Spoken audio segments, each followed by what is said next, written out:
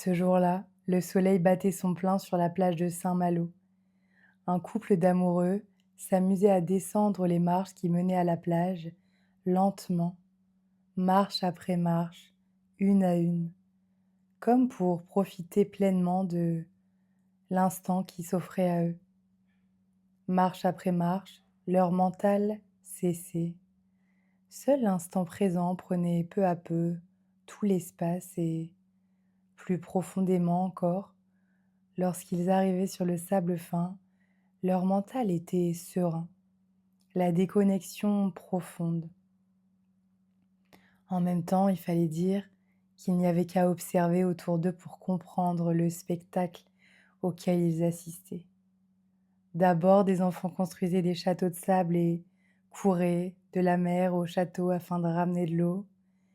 Ces enfants riaient, souriaient d'une sincérité et d'une profondeur qui toucherait même celles et ceux qui ne désirent pas d'enfants. Pour la simple et douce raison qu'au fond de chacun de nous sommeille un enfant. Vous savez, celui qu'on a été et qui sera toujours un peu.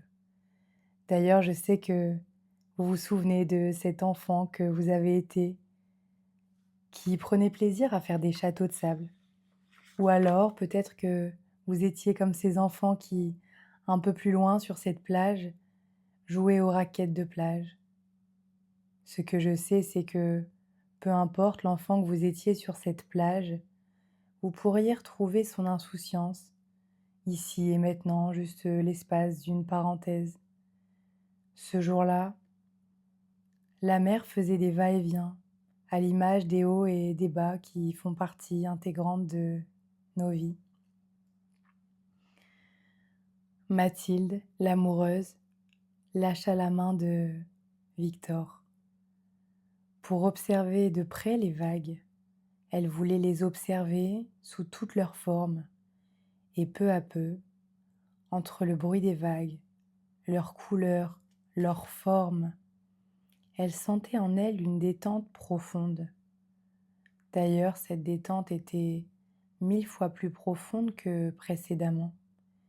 Son être tout entier se sentait enveloppé par une bulle de douceur. Elle se sentait coucounée par ces vagues face à elle. Quant à Victor, il observait un vieux monsieur qui tenait un cerf-volant, jaune et bleu. Non, pas celui de ses petits-enfants, mais le sien.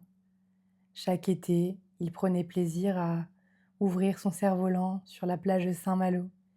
Il l'observait faire toutes sortes de mouvements dans le ciel et cela lui procurait un lâcher-prise immense. Ce retour en enfance à l'insouciance finalement lui permettait de ressentir une joie déconcertante.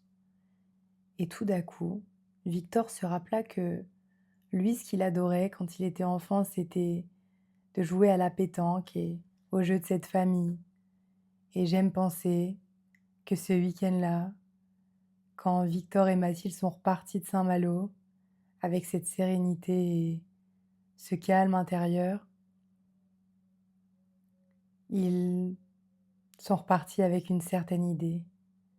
Mathilde avec l'idée que les vagues seraient son nouveau QG d'hiver ou d'été. Elle irait se ressourcer près des vagues, que ce soit en kawaii ou en short.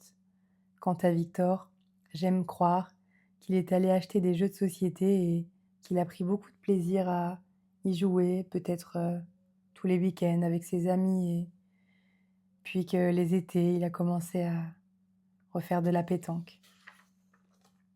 Et un jour comme aujourd'hui, vous pourriez vous aussi vous rappeler des activités ou des petites choses qui vous amusaient quand vous étiez enfant.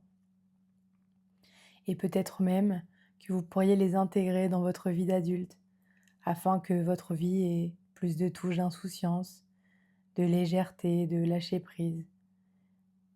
D'ailleurs, j'ai entendu dire que lorsque les adultes prennent le temps pour s'accorder des retours à l'insouciance, alors leur vie d'adulte n'en est que plus agréable, que les performances ne sont que plus fortes et que la joie qui règne dans le cœur n'est que plus intense.